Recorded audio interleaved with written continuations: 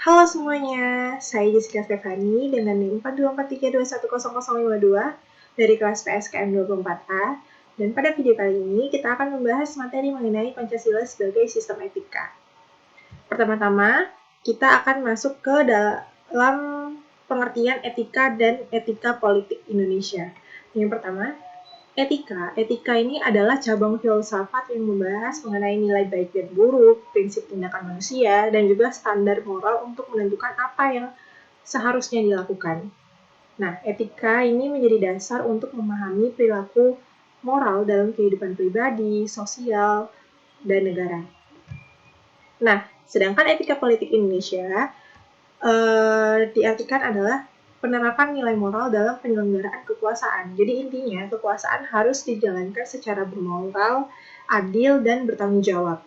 Nah, politik wajib berpihak pada kepentingan rakyat, jadi bukan kepentingan golongan. Lalu menolak penyalahgunaan kekuasaan, dan juga etika politik Indonesia ini menjadikan Pancasila sebagai pedoman moral tertinggi. Selanjutnya, Pancasila sebagai sistem etika. Nah, Pancasila menjadi sistem etika ini karena memuat nilai moral universal, yaitu memuat ketuhanan, kemanusiaan, persatuan, demokrasi, dan keadilan di dalam sila-silanya. Lalu, yang kedua yaitu memberikan pedoman moral dalam kehidupan pribadi, masyarakat, maupun dalam bernegara. Dan yang ketiga adalah menjadi dasar penilaian baik buruk dalam kehidupan kebangsaan. Nah, karena inilah Pancasila menjadi standar utama etika nasional. Perlunya Pancasila sebagai sistem etika. Indonesia ini kan di era sekarang ini banyak sekali menghadapi tantangan. Antara lain yang pertama adalah korupsi, yaitu dengan penyalahgunaan kekuasaan.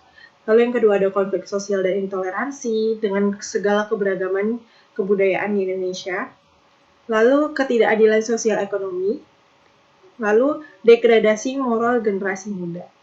Nah, jadi Pancasila ini diperlukan agar menjadi kompas moral bangsa, jadi petunjuk. Lalu untuk mencegah penyimpangan kekuasaan, menjaga keharmonisan kehidupan sosial, dan juga menguatkan karakter dan jati diri bangsa Indonesia. Selanjutnya, Pancasila sebagai etika politik Indonesia. Nah, setiap sila Pancasila ini mengarahkan ke etika politik, yang dimana sila ke-1 politik harus menjunjung nilai keagamaan dan toleransi. Sila kedua memuat etika politik, yaitu politik wajib menghormati martabat manusia. Dan yang ketiga, politik harus menjaga persatuan bangsa. Lalu yang keempat yaitu politik dijalankan melalui musyawarah dan kebijaksanaan. Dan yang kelima adalah politik harus menghasilkan keadilan sosial. Jadi Pancasila ini membentuk politik yang bermoral, demokratis, dan humanis di setiap silanya. Selanjutnya adalah dinamika dan tantangan Pancasila sebagai sistem etika. Oke. Dinamika di kalangan sejarah terlebih dahulu, yaitu yang pertama ada era Orde Lama, di mana Pancasila ditekankan sebagai dasar negara. Sedangkan pada era Orde Baru, Pancasila menjadi alat stabilitas politik, yang dimana dibentuk program P4. Lalu pada era reformasi, P4 ini dicabut, dan Pancasila ditegaskan kembali sebagai dasar etika dan moral bangsa. Selanjutnya, tantangan Pancasila sebagai sistem etika pada saat ini, era ini. Jadi mana tantangan yang dihadapi etika Pancasila, yaitu yang pertama adalah globalisasi dan pengaruh budaya luar. Yang kedua ada individualisme dan materialisme.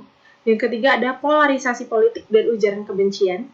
Yang keempat ada krisis keteladanan pemimpin. Yang kelima ada kemajuan teknologi yang memengaruhi moral generasi muda. Jadi dengan tantangan-tantangan tersebut diperlukan penguatan etika Pancasila dalam dunia nyata. Jadi selanjutnya ada makna dan aktualisasi sila-sila Pancasila dalam kehidupan bernegara. Yang pertama, aktualisasi sila pertama.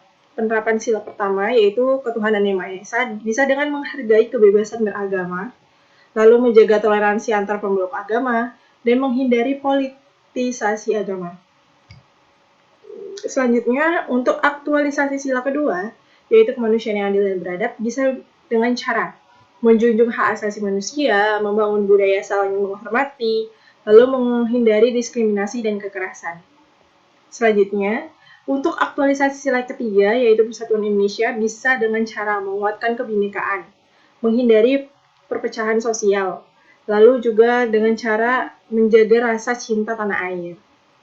Selanjutnya untuk penerapan sila keempat, yaitu kerakyatan yang dipimpin oleh hikmat kebijaksanaan.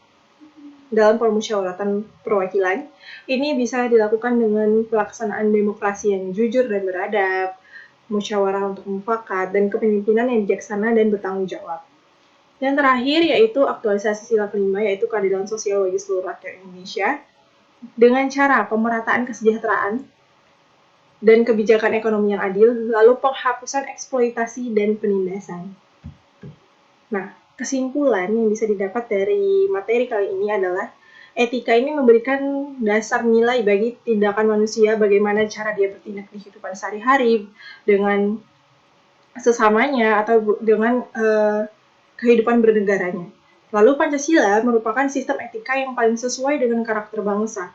Jadi setiap sila dalam Pancasila ini mengandung pedoman moral untuk kehidupan pribadi, sosial maupun berpolitik. Nah, aktualisasi Pancasila sangat diperlukan untuk menghadapi tantangan modern yang sangat bisa memecah belah para masyarakat Indonesia. Nah, sekian yang bisa saya sampaikan. Jika ada kesalahan dalam penyampaian, saya mohon maaf. Terima kasih.